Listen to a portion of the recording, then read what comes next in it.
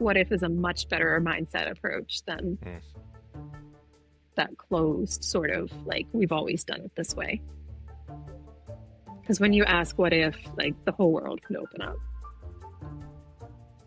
I know a lot of people look at us and they think we're like witchcraft practitioners, but I mean, I'm going to contend that the things that we do are we understand apraxia, right? That our students' minds and their bodies probably aren't connected well with each other, right? I hit the elevator button. I was like, I can't today. I cannot do this. I feel right? like we've all been there. Should not have done it. And no, yet, there we were. Exactly. 2 minutes later, I went stairs computer. I went stairs computer. I went stairs computer. I went stairs computer. And I was like, oh God, he is so smart, right? And I was like, oh, okay, all right. We got to learn to spell. We got to learn more than this. Hi, friends. Welcome back to Think Inclusive, real conversations about building schools where every learner belongs. I'm your host, Tim Villegas. Today's episode is about opening up possibilities for communication for non-speaking students and what can happen when we truly presume competence. Our guest is Lisa Mihalich Quinn, founder of Reach Every Voice and co-founder of Adaptiverse, an AI-powered lesson adaptation platform. Lisa has spent her career building solutions that unlock grade-level access for non-speaking autistic learners and training educators to presume competence and embrace inclusion. We talk about why understanding apraxia and co-regulation is essential for supporting autistic learners, how presuming competence can transform lives, and what it takes to move beyond "this is how we've always done it" to "what if we tried?" Lisa shares her journey from public school teacher to innovator and tells the story of a breakthrough moment with a student whose world opened up once he had the right tools and expectations.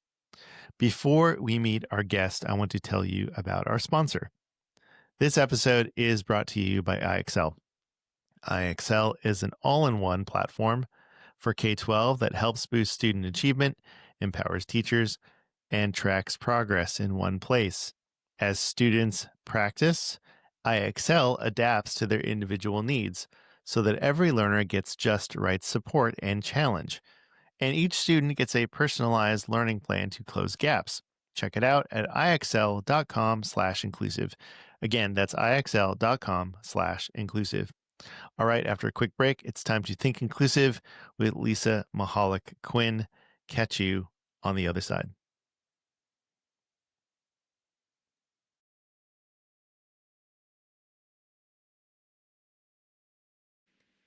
Lisa Mihalich Quinn, welcome to the Think Inclusive podcast. I said that right? You did. You did really well. Thanks for checking. Sometimes you just never know. But Lisa and I have known each other for a while, and although you were on our panel, which was officially an episode, I have not interviewed you one-on-one. So this is a treat for me. I'm glad to be here. Thank you for having me. Lisa, Reach Every Voice. Let's talk about your journey. Let's do it. Let's do it. Where do you want to start? Dude, where do we start? I tell everybody that I am a public educator by that's who I am. I was a teacher for a very long time in Maryland public schools, like almost 15 years. So we share that in common, right? We came from these classrooms and places where we weren't always including kids. And even though I think I had a lot of luck in that I ended up in a classroom with or in a placement in a school system at the beginning where I was actually including people, right? That wasn't where I saw myself. That wasn't where I saw myself coming out of grad school. Like I really saw myself in a self-contained, segregated setting, right? Because that's what I had seen modeled basically everywhere, right? That was the model that kind of sticks around here. But I did get really lucky in one internship and I saw what it looked like to see kids included. And, when we were thinking about this interview, I was thinking back to like, how did I even get here? How did I get to be this teacher, right? My mom's a teacher. I feel like people who have teachers in their family, it kind of runs, right? My mom was like, don't do it. Don't do this. I know. But, I know. I'm telling my kids that. right? Yeah, I will tell my kids that too. Don't do it.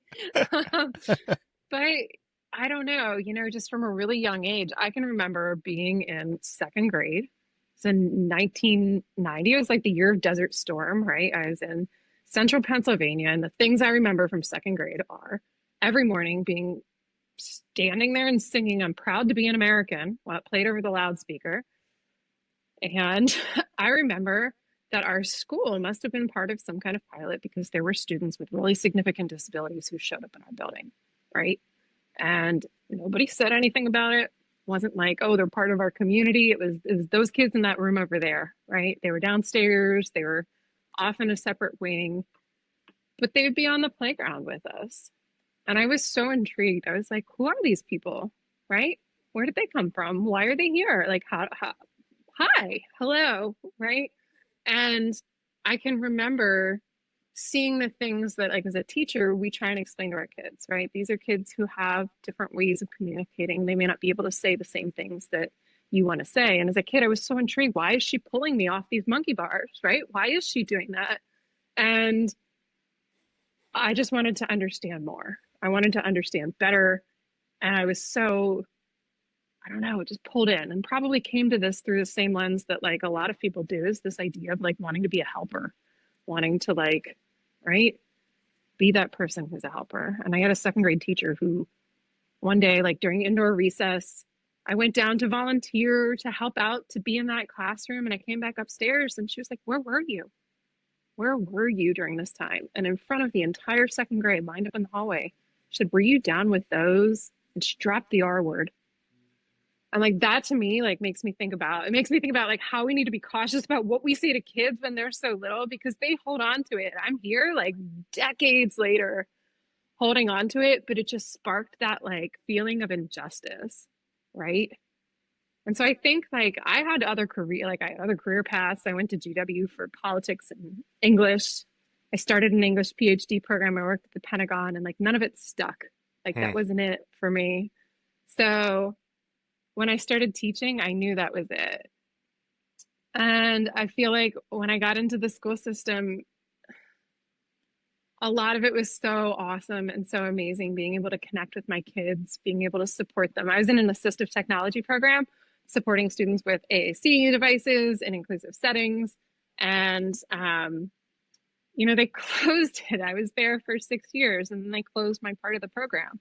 And so when that happened, it's like a lot of things went up in the air, and I moved to different schools, which I'm very grateful for. I'm grateful for the experience of seeing different things and different buildings, because a lot of teachers, I think, get stuck in one place, one experience. And that's how we develop the mindset of like, this is the way we do things. We only do things this way. This is the way it works, right? We've always done it this way.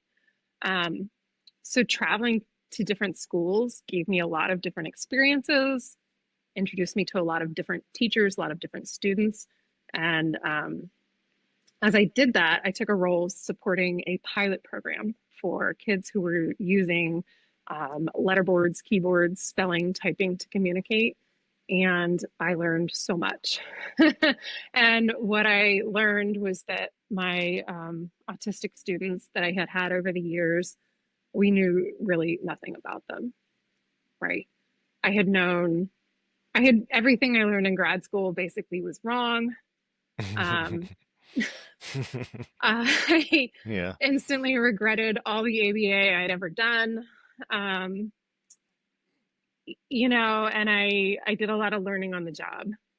And we were given some training as we went into it, but it was a lot of hands-on learning. And so as I was there, as I was working with these students, one of the things that happened was they were so smart. They were communicating, they were taking grade level classes, fully immersed in their middle school classes, but they were told essentially, you don't qualify for ESY because you're on grade level. We know that's not true. That's not how it works, right? There's a whole process you go through to determine how you qualify for ESY.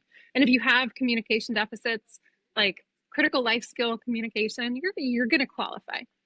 But nobody wanted to fight our district on communication. They were all like, that's cool. Here's what we really want. We want a program. We want a program that like lets us practice our communication skills.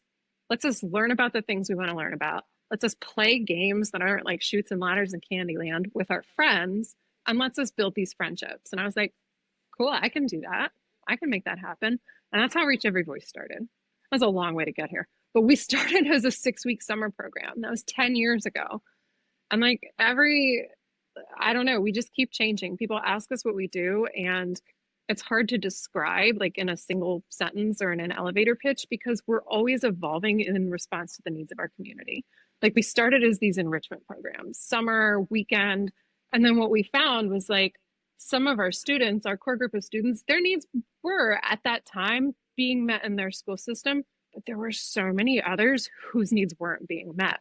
So we started branching out and saying, okay, cool, we can support you outside of school. We can support you in individual sessions. We can support you in the community. And we've grown and evolved. And now, we're supporting probably 50 some ish per people in person, individual group sessions. And then we have a whole bunch of online services that we offer. And when did it start? When was that you started the enrichment or the program? So the lead up to it was like 2015, 2016 was our first summer. Oh wow, so you're coming up on 10 years. Yeah, this is our 10th summer. Yeah. Wow. It's pretty incredible. I know. I mean, you started out by making me feel old. This makes me feel older. We're doing good, Tim. Yeah. I expect this to continue, so just buckle up. I'm on for the ride. It's all good. Thank you for sharing that. I think that it's important to hear people's stories and how we got to the place where we are now.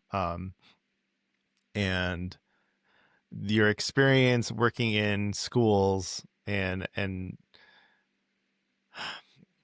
like, I guess appreciating all the different like ways learners are supported, and you being able to see that. I think that was for me as well. Like I was in three classroom settings over the course of my career, and then the last 3 years I did I was a program specialist, so I was at different schools, so I could see lots of different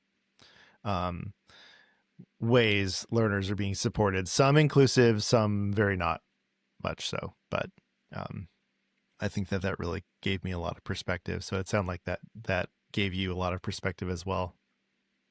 Yeah. Yeah. I mean, I think that's the biggest thing that's holding people back from like being able to include students well is the idea of like it must be done a certain way, right? Like this is how we do things. This is how it's always been done. When you don't have the flexibility and the creativity to think outside the box, nothing's going to change, right? We're going to keep doing things the way we've been doing things, and we know that it doesn't work for a lot of our students with more complex needs. But when you find the people who do have that creativity and that willingness to take a risk or take a chance and say, well, what if we try this? What if we try that? Like that's when the magic happens.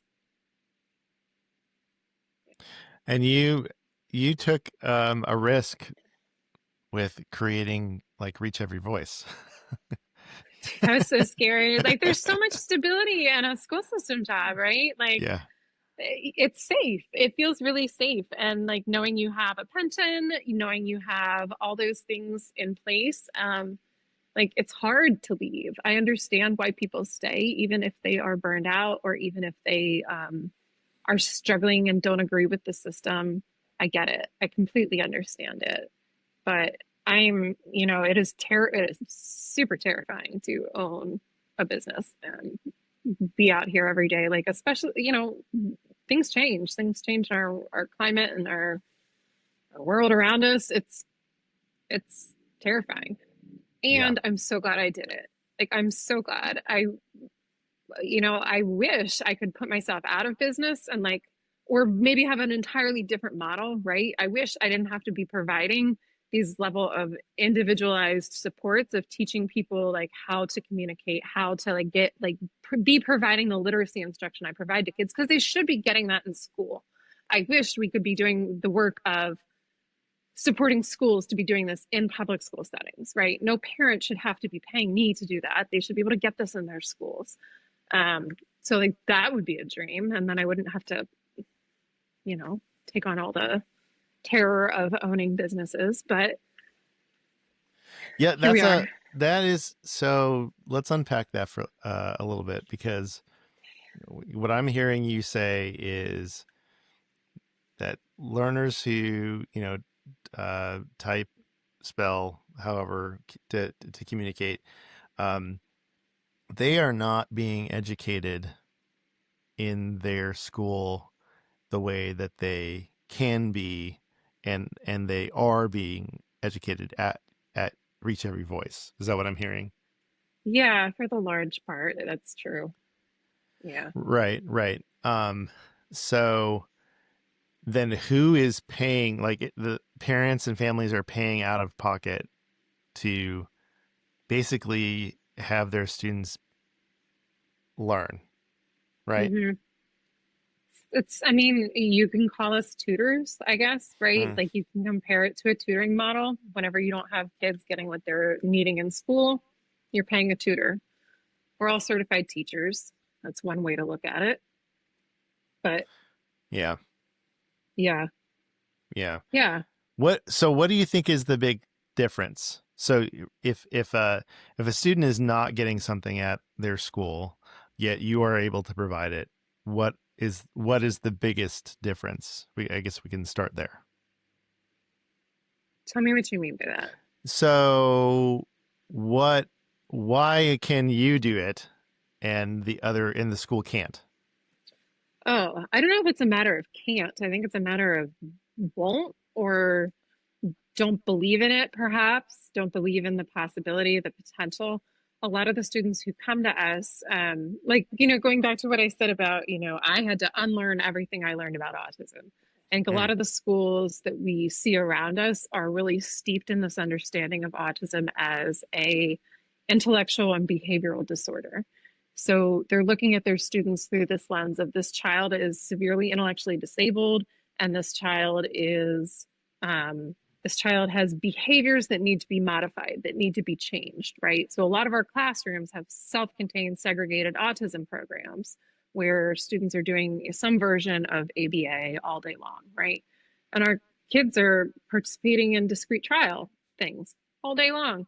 And what exposure they're getting to grade level curriculum is minimal. The things that they're being asked to do is being held up until they can prove understanding. They can prove that they can do a certain thing before they're allowed access to something else, right? So we don't do that. We're not going to make you prove to us that you can read or sit still before we're going to read to you at a grade level, before we're going to talk to you as if you are the age that you are, right? From the second you walk in through our door, if you're 15, we're talking to you like you're a 15-year-old. If you're 4, we're going to talk to you like you're 4. If you're 64, our oldest clients are in their 60s, we're going to talk to you like that's the age that you are, right? We're going to treat you with that level of respect, and we're going to presume that you're competent and capable of learning. We're also going to understand that you probably have some big gaps in your knowledge because you haven't been given access to information for a long time. So I know a lot of people look at us and they think we're like witchcraft practitioners, but I mean, I'm going to contend that the things that we do are we understand apraxia, right? That our students' minds and their bodies probably aren't connected well with each other, right? That a lot of their movements that they're making are impulsive and not within their control. So if I ask a student to go pick up the keys off my desk and they come back with the crayons that are next to them, I'm not going to assume that they don't know what keys are or crayons are. I'm going to assume that they knew what the desk was. There was some problem of execution in that action, right? It's not a problem of cognition. It's a problem of that execution right in the moment. And then we're going to work on coaching their bodies. We're going to work on coaching their motor systems to be able to do the things that they need to do. Most specifically, in regards to literacy, which a lot of our students aren't taught, right? Because they're presumed that you could never handle this. We'll give you some symbols, we'll give you some pecs, maybe we'll give you a Big Mac to hit, but it's only programmed with that one phrase that we put on there Big for Mac. you. Oh, Big yes. Mac, right? Yes. I mean, Step, I just looked at the it. step communicator. Step by step, if you're lucky, you get a couple things you can cycle through, but it's only what I put on there for you. And like, listen, I did that. Like, I taught 10 apples up on top with like counting on a step by step. 100% have done that. And I just like, I feel like when you know better, you have to do better. So, right, like, we're teaching our kids the literacy skills. We're taking into account the knowledge of apraxia, the knowledge of literacy skills, plus like this idea that with behavior, our kids aren't doing this stuff on purpose. They're not coming in here trying to be bad. They're not coming in here trying to. The other day, I was sitting in a room with one of my older students, and a little 5-year-old went like through the room. The room has 2 doors, and he came in and did a couple laps. Nobody was phased. Nobody's yelling. We're just like, hey, how's it going? Like, the only comment is, oh my gosh, how amazing to have access to these things as a 5-year-old, right? That was the comment from my older learner. He's like, I wish when I had been that young, like someone had brought me and like known that I could do this. Oh, man. So we're understanding like this idea of co-regulation. We put it all together and we're teaching literacy skills and movement. I think apraxia and co-regulation are two things that are like the knowledge gap in special education teachers. Like right now, the it's like chasm. Like I think that those two things, if we spent as much time as we do about, autism characteristics and, behaviorist principles and Right. all that stuff, if we kind of like, even if we just balanced it out a little bit more, I think it would be totally a game changer for special educators, because those are the things that I learned later in my career, that were so helpful. And I want, if for anyone who's listening, because Lisa and I were both teachers in quote unquote like we taught autistic learners specifically, and I remember, and tell me if you remember this too, like early on, just giving any sort of like verbal, what's it called, mand? Was a mand, right? Kind of like a verbal instruction, right? And you could see the learner, like they wanted to do it. Like you could see it, and I saw it, but like they couldn't. Or like it's like I knew that they knew the right answer, but they could not tell me the right answer. But I knew they knew the right answer. And sometimes they would point or touch the wrong answer. And I'm like, I know you know this. Yeah. That's so frustrating. Right? But and it's like Yeah, go ahead. No, I was just going to say, because what you see is like so convincing, but it's like this weird cognitive dissonance, right? Like, your kids are so smart, it, but like they're doing the things that you're like, what's happening here? Right. And it's even worse when they have a little bit of language, right? Or when they have not language, speech, when they have a little bit of speech, yes, right? Okay. Yeah. It makes it almost worse. Like, yeah. Because their speech can be so convincing. And like, we have some people here who speak, and that speech, like, I had somebody like a couple 2 months ago, maybe in a session with me, just stuck, just saying like Panera Bread, Panera Bread, Panera Bread, Panera Bread. One would think, where does he want to go? Panera Bread. He is spelling out, I cannot go to Panera Bread today. Please take me somewhere with greasy food. I'm like, his, his support person's like, all right, man, where do you want to go today? And he was like, I don't know, can we go to Five Guys? And she's like, yeah, totally, no problem. Meanwhile, his whole body is getting red and he's just going, Panera Bread, Panera Bread. And I'm thinking, oh my God, what is going to happen? They're going to walk into Panera Bread, or they're going to walk into Five Guys, and everyone in the world is going to look at this like Right. Yeah. person screaming Panera Bread and think, why won't they just take them to Panera Bread? Just take him to And Panera Bread. Yeah. Yeah. I look at them later. I was like, guys, how did it go? I've been so worried. What happened? Like, just like, oh, it's fine. No problem. We went to, there was like 2 seconds of like dysregulation at the door. And then they got the things that they actually wanted. Right. It was what they really wanted. And they were able to tell us that. Meanwhile, we would just be thinking like, it's so tricky. It's so Because like tricky. that's what the whole world relies on, is listening to speech, right? We're sitting here talking to each other. Oh my goodness. Oh my goodness. Which is why what you are doing and other, other people, other organizations, companies are giving access to just communication for non-speakers, I think is just, and like unreliable speakers too, like what you were just talking about, how someone is saying something, but and you are maybe interpreting it as they wanted to go to Panera Bread, but they definitely did not want to go to Panera Bread. They wanted to do something else, but they weren't able to access that communication. So, and I don't know. I think that's so powerful. I hope that people listen and are like, tell me more about this. Tell me, I want to know how do we give access? After the break, Lisa shares how her team is training educators and families across the country. And we dive into the real world impact of giving non-speaking students access to robust communication tools. Plus, you'll hear a powerful story about a breakthrough moment that changed everything for one learner. This show is produced by the Maryland Coalition for Inclusive Education, MCIE.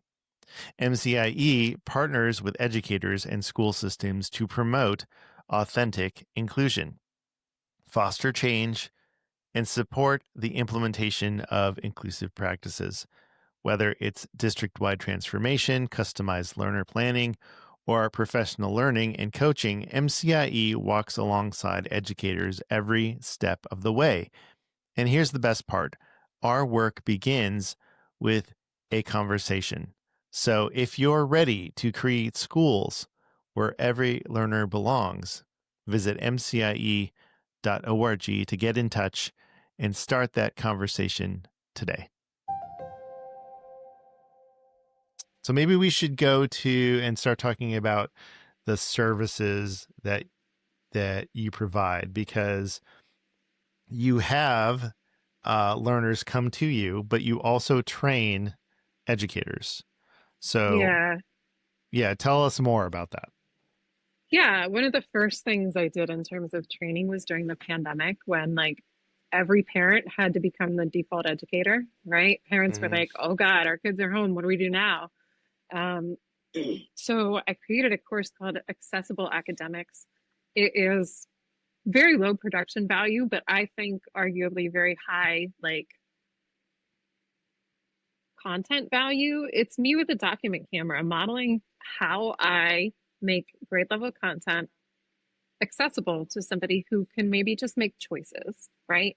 And that has been taken by over 300 parents and educators. It's a self-paced course. It was live originally because we were all home during the pandemic. We had nothing better to do. But now it's now it's all self-paced, and that's something that I think is like so like simple and fundamental, like just little things where you're like, oh, now I've seen it. I could do this. I can do this, right? I can go and do this little thing in my classroom, or I can do this little thing with my kid at home now. So that's one thing we do. We also, we work as some of our local families or families further away. They have us consult on IEPs or like work with their teams, but it's a much bigger thing, right? That's not sustainable to work one-on-one with every team in the nation who might have this problem. And like, so one of my big dreams was to develop like a training program that could really support this. And I have two really good friends, one who is a researcher at Cal Lutheran University, and she's the co-founder of the Autism and Communication Center and the mom of a non-speaker. This is Edlin Pena, and my friend Julie Sando, who's the director at Autistically Inclined. And so we got together and we all had the same goal, right? We wanted to create a training program that primarily focuses on how to support educators or people in, we know we have a lot of homeschool educators in this population, unfortunately, but so all sorts of educators, right? And how do I support these learners in a school setting, right? What are all the things that go into it? Because you were saying too, like this apraxia and co-regulation, like, man, these are the two huge things creating this chasm of understanding. Like, how do we bridge that? A lot of times when we see folks training people with communication tools, they're training just on the tool. They're training on the platform. They're training on whatever device it is, but they're not taking into account all the other support needs, right? All the things that go into regulating someone who needs to use the device, regulating somebody, or like adapting the content that needs to go along with it. And so we created a course called Communication for Education that does all of that, right? It's the foundational groundwork to become a communication support partner in a school. And excuse me, we rolled it out in 2022, I think, with a pilot group. We got some grant funding from Ability Central in California and the Autistic Communication Center. We rolled it out with a pilot group. We collected data from our participants in the early year just to like see their growth. And we had like statistically significant growth among our participants and their knowledge areas and their practice areas. And like what the coolest thing for me was we got a couple grants to run it in schools. So we ran it in a preschool in Massachusetts. We ran it in a low-income school, elementary school in Colorado, and a transition center in Brooklyn. So 3 totally different schools. We had cohorts in each of them. And it was just incredible to watch these like multidisciplinary teams over the span of the program go from like people on the teams doubting, not thinking like their kids were capable of it, being like, we teach emotions. It's so important to come in every day and tell us whether you're feeling happy or sad, to at the end saying, hey, we taught Shakespeare this week and it was amazing, right? They came in saying like, we did Hamlet with our kids and we were talking about it. I was like, that's incredible. And they had found ways to make them, you know, to incorporate choice, to incorporate like pointing to answers and having like literacy skills included in what they were doing. Like that's an incredible transformation, right? Like that's what we want to see. And so even though some of those like some of those were inclusive settings, some of them very much weren't, but the change in the attitudes of our participants, right? From like a school psychologist who was like, I didn't even know how I was going to use this course, to saying, oh, I'm pulling kids in and they're using their talkers with me. I understand how to scaffold communication now so that I can better have conversations. Like that's the kind of response we want to see. So that's really like, so that's my excitement, right? And how we can get teacher educators and like future teacher educators, current educators, to change their mindset about it is possible, right? This isn't anything like shocking or outside of the ordinary. It's putting best practices for teaching and applying them to people who might not be speaking. Right. And if you go on Amazon or other, I guess, booksellers, you can get the Breaking Barriers for Non-Speaking Autistic Students, a toolkit to enhance communication in learning environments, which came out this year.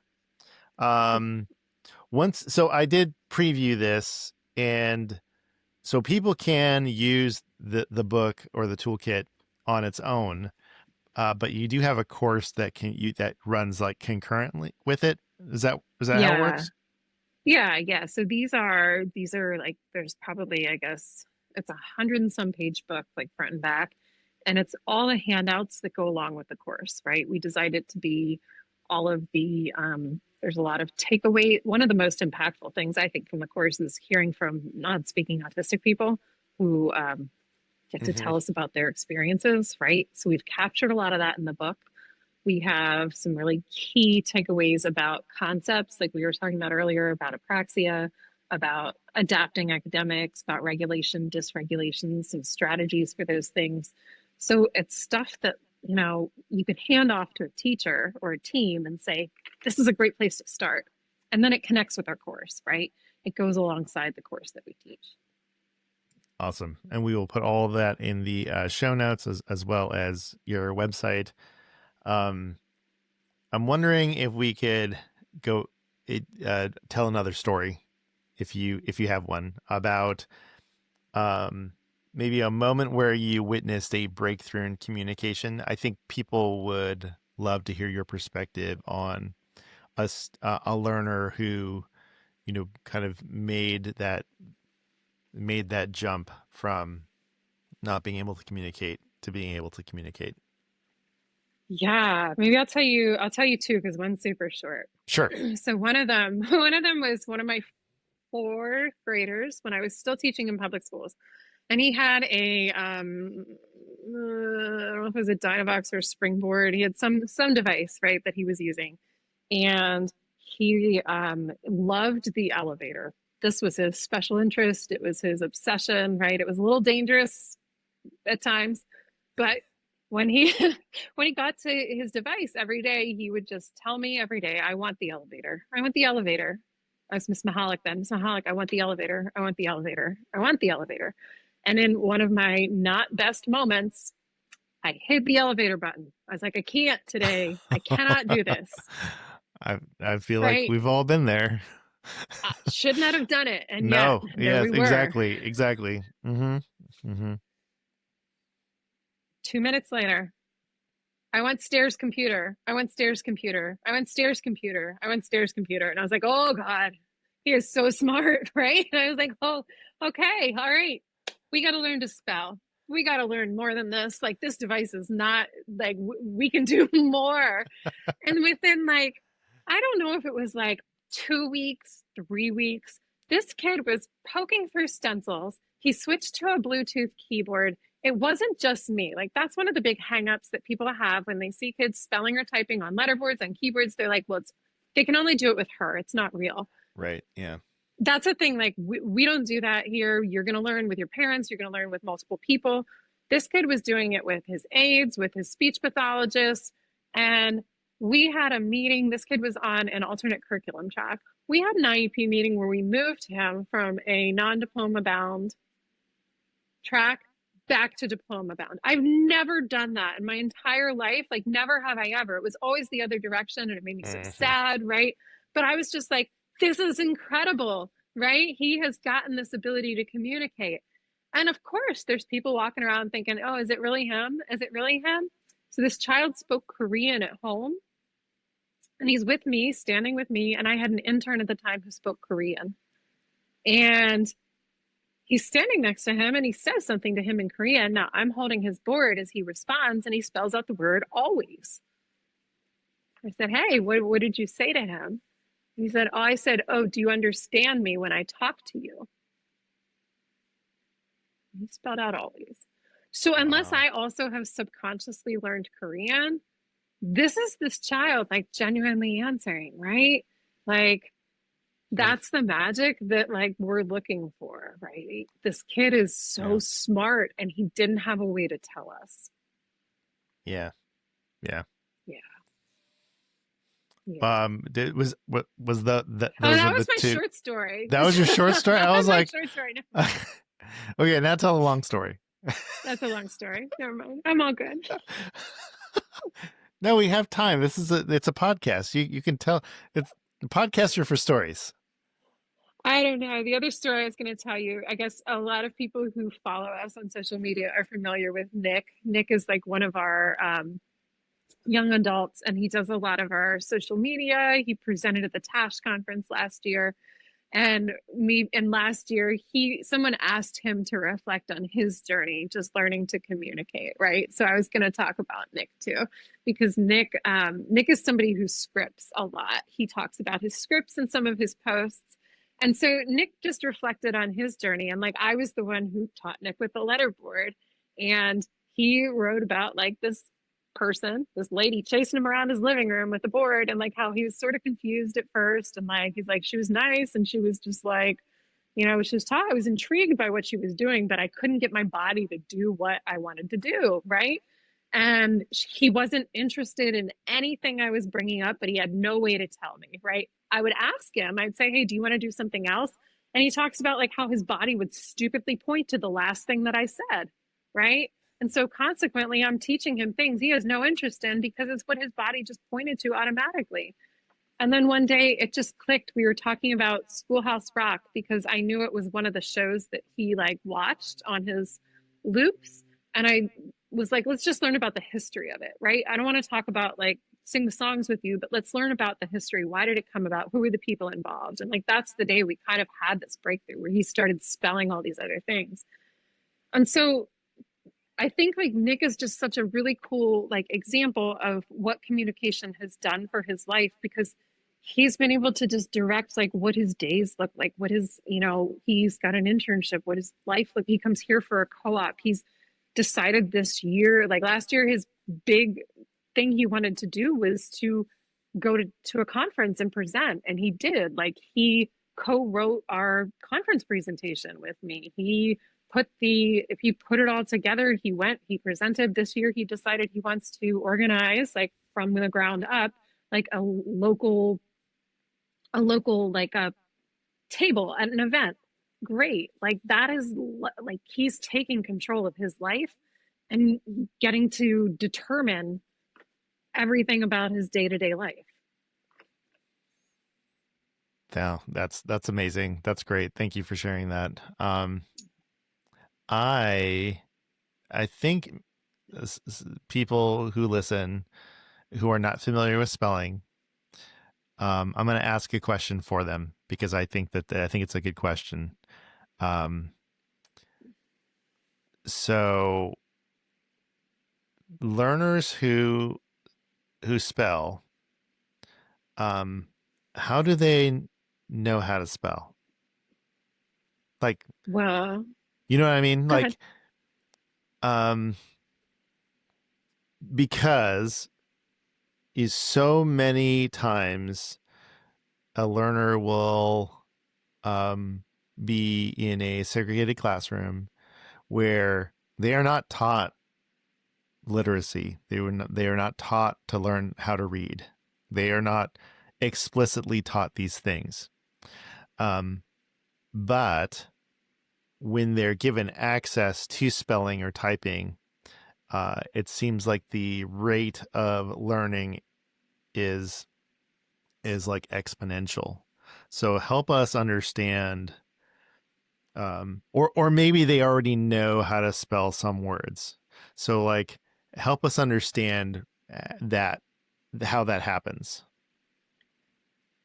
Well, one thing I know is that my students they don't read the way that I read. Their brains don't work the same way. So Okay. I'm making an assumption that they haven't acquired that knowledge in the traditional way that I have acquired my learning of how to read. I didn't know that until I took. Are you familiar with like the MAP assessments, like MAP Growth, MAP R, MAP M? It's like a reading test, right?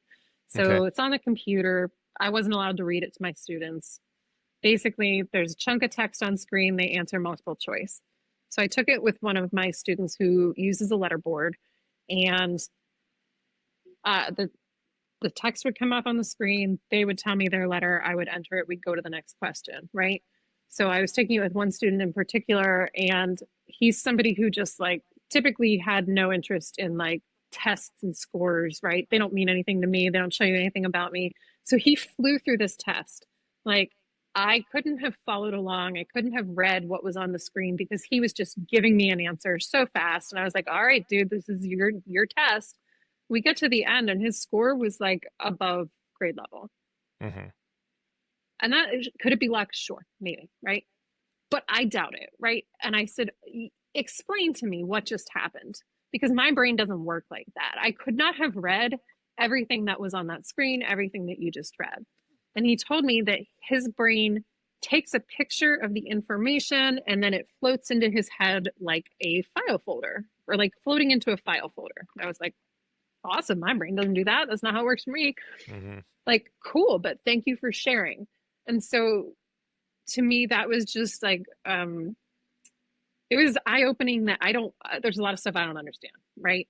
So when Sure. I get people who come to me, my guess is that they have probably been absorbing environmental print and making sense of it for a lot of their lives. I do notice that a lot of my kids who watch YouTube videos turn the captions on. I don't know if that's so they can read along with it. I don't, I'm not sure why they do that. I do also assume that I might need to teach them things, right? Mm-hmm. My guys who come to me, they're very little. We we teach them phonetics. We teach phonetically as well as we're teaching the motor, so that we are giving them that knowledge, even if they don't need it, right? Even if they might not need it. I think it's helpful to understand the sounds that letters make so that if you don't know how to spell a word, you have a repair strategy, right? You could spell something out. So the only thing I can say, right, because I don't have the answer is Sure. that they're absorbing information everywhere around them. Like my students have told me, when you can't speak, you have a lot of time to listen, to look, to observe, to put things in like to put things into place around you. And I mean, just sitting here, like there's so much print behind, you can't see me if you're listening. There's so much print behind me on all the books behind me, right? Yeah. Yeah. Yeah. Yeah. I think that that's a really good point. And also if people aren't talking to you or providing you with, print resources or anything like that, it, uh, I guess, I guess they have this opportunity to it's like self direction. Like they can you know um, go and learn whatever they want to learn. Like maybe it is on Mm-hmm. YouTube or maybe it is being exposed to other sort of print that we don't know about. I just know that it feels like autistic learners definitely learn differently, right? Than if you're not. So the typical ways of like gaining knowledge, especially in print and literacy, won't necessarily be the same. Um, but but what you said about teaching um, reading and like kind of the quote unquote science of reading, right? I think it's still really important. So I don't Mm-hmm. know. I just know Did that you that could have been. I could hear that question rolling around in people's heads. What were we going to say? Did you see there was an article that came out this week, and I haven't read the whole thing yet. I just read the abstract, but it was some researchers in Canada who had studied young autistic learners and how they interacted with letters versus neurotypical learners and how they interacted with letters. And like it was just that it was like focused on certain behaviors, like things that autistic learners did, like when they were young, like preschoolers, right? They tended to like have a favorite letter, to be like more focused on letters, to line them up, to like make patterns with them, to like form them into like even like word chunks, right? And this was like very not similar, right? It was very different from how typical brains, You're typical right. brains interacted with letters at the same age, right? So they were doing all these things. They might do it on screens, they might do it with blocks, they might do it with magnets, but it was a study that showed like these learners had a really strong love of letters and numbers at a very young age. So it had some sort of meaning, some sort of connection with them from a really small age when even like our more neurotypical students weren't connecting with them or weren't showing that Yeah. connection. Yeah. Yeah. And as you were saying that, I'm reminded of a student I had. This was my early career, and his decoding skills were phenomenal. Like he could read a passage on grade level, no problem. Um, but it was the reading comprehension, or what I had assumed was reading comprehension, as the deficit. But I'm rethinking this whole thing, because what if he understood perfectly and it was the apraxia that was in the barrier, the apraxia and the co-regulation that were the barrier to him letting us know what he actually knew. So, um, wow, just wow.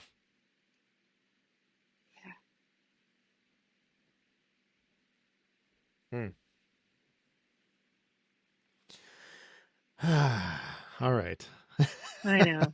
I know, right? All the kids pop up in your mind and you're like, Oh my gosh. Oh my oh gosh. man, what if I had known? I know. Yeah. Yeah. Yeah, Um, okay, let me look. I've been way off on the questions now. Like we just kind it's of, all good. went on a wild ride. I let's so I'll ask one more question, and then we'll wrap up. I think I'd like to know, um, maybe your vision, or kind of what you hope will happen. Let's think about like the next 5 to 10 years in public schools, Oh Lord. and we're going to be positive. We're going to be positive and Okay. hopeful. Okay. Okay, so we are going to speak this into existence, Let's do of it. how people, like your organization and others who want to give this access to students, how can there be a collaboration between what you're doing and what public school is doing, or I guess any school, but Yeah. um, yeah. So like, how do you see that working in a positive and hopeful way? Yeah. So let's speak it into existence here.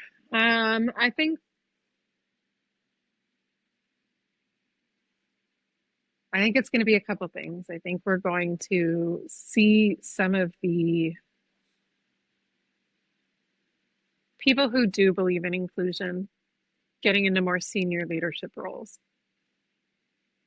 And that's where we're going to see the change happen. The people with the mindset of possibility, right? What if? What if we try? And once they're in those places, that's going to be key to us getting students access to their preferred communication, which is actually protected by the ADA, although many schools are trying to fight that. Um, and I think that getting this knowledge about apraxia and regulation to be more mainstream, right, to be changing more minds, is going to be crucial. So there are a lot of people doing that work. I tend to get into a little bubble on social media of like following people who have the same kind of um, the people who are already in the know, Mm-hmm. right? So I think that like I don't know, the work you're doing with the podcast, the work that like other people out there are trying to do to make this a more knowledge, and not necessarily the people in the school systems, but they're impacting the people who will enter the school systems. They're impacting those folks who are going to be working there or who already are working there. I would love to see, I would love to see people in teacher training programs have this knowledge before they leave. Yeah. Yeah. Yeah. Yeah. Yes. Yeah. We are going to be hopeful that Yeah. that continues to happen, and educators will gain this knowledge, and it will be part of their teacher education, um, so they come in, and maybe they're even working already, but like with like presuming competence and seeing that this is an option to explore. Yeah. So And I mean, like, just thinking about like how far, like, not even just specific to kids using letterboards, right? Like, the democratization of AAC should be huge for so many kids. And it should be, and yet it's not yet, right? I still see a lot of schools saying, well, we can't do that. They don't need it. But when I started teaching, I had a kid who I thought needed a touch screen. And let me tell you that it took a very long time and like a whole team to come out to literally hang a touch screen on one monitor for me. It was like a separate thing you put on top. It was like 15 pounds. mm-hmm. And we don't need that anymore, right? There's all these things that are embedded into our technology that are so supportive of needs. And that's what we have to really sort of do. You know, it needs to be that understanding of UDL and like how are we making all learners, right? UDL principles like make sense for everybody from a young age. And that includes maybe in preschool, we give every kid a letter board. Every kid is learning letters and letter recognition. Like, let's not single out the ones who can't speak. Let's hand every kid a laminated piece of paper with the alphabet on it, and everybody can point to a letter. Yeah. Yeah. Yeah. I like it. Yeah. I like it. Anything you want to leave educators with? Yeah. Instead of saying this is how we do things, switch it over to what if we tried? What if? Like, what if is a much better mindset approach than that closed sort of like we've always done it this way. Because when you ask what if, like the whole world can open up. We've talked about how presuming competence and understanding apraxia can open up new possibilities for non-speaking students, and heard Lisa's insights on transforming both classroom practice and educator mindsets. But before we wrap up, it's time for one of our favorite traditions, the mystery question. Awesome. Are you ready for a mystery question? I am never ready for a mystery question. So go ahead and we'll see what happens. Okay. So these are written by my 12-year-old. Oh boy. And there's that she needs to write more because I've only got 2 left. So we're just gonna. Actually, I'm gonna make you pick. So it's yellow or blue, and I know that's not technically blue. It's probably another kind of blue, but I'm not good at colors. So I'm gonna go with the yellow one then. yellow. Very Okay, here we clearly go. yellow. Here we go. If you got a tattoo, I mean, you may already have one. So I don't. So okay, boy. I also do not. Oh. So if you got a tattoo, what would it be? What would it be? There you go. That's my Oh daughter's. Lord. Yes. If I got a tattoo, what would it be? While you're thinking, I do have. I'm gonna grab something. Hold on a second. I'm kind of a chicken, Tim. I don't know that I would want that pain. Like, if I got a tattoo. Okay. Okay. So I'm gonna show you a drawing. Okay. I'm gonna show you a drawing. So. Okay. Is this your tattoo? Well, there's a story. I've never said this publicly. So this is a drawing by Mark. Let's just call him Mark because I don't remember his last name. Like I can't say it. But a long time ago, I commissioned this to be a tattoo for myself. And what it is, it's a cartoon skull. I'm not good at describing things, but it's basically got 4 marigolds around the skull, and it's like a cartoonish kind of Day of the Dead type of skull. And for reasons that I'm still not going to say publicly, I decided not to get the tattoo. And probably will never get one. But if I were to get one, that would probably be the one. That's fair. But I don't think it's going to happen. But that is a thing that happened. So That's fair. And man, I've never thought about getting a tattoo. It's never been a thing that's like sparked something for me. I know so many people who have because it's meant something to them. I don't even know what I would do. It might be something that would like mean something to me for my kids, my family. Yeah. Yeah. Man. My wife has tattoos. My oldest daughter just got her second tattoo, and she's still 18. So we are definitely not against tattoos or anything like that. I'm probably in a different place than I am when I, made that. But I don't think that there is something that I'd want tattooed on my body at this point. Forever. Yeah. The other day we were standing at a daycare picnic and my son, like I was never allowed to even get temporary tattoos when I was a kid. Oh, okay. Mm-hmm. I think they're fun, right? But like, Absolutely. I don't care. My son said, "Can I go get a tattoo, mommy?" At this picnic. I was like, "Yeah, go ahead." And he came back with like a giant dragon across his forehead and something else on his cheek. And I was like, "Oh, I'm taking Post Malone to Disney tomorrow." Like we went on our Disney World trip with these like huge tattoos on his face. Oh, so I'll let him get my tattoo for me. There you go. He's gonna take care of it for me. There you go. All right. Okay. Awesome. Thank you so much for sharing. I appreciate you playing along with the mystery question. All right. Lisa Mihalich Quinn, thank you so much for being on the Think Inclusive podcast. Thanks so much for having me.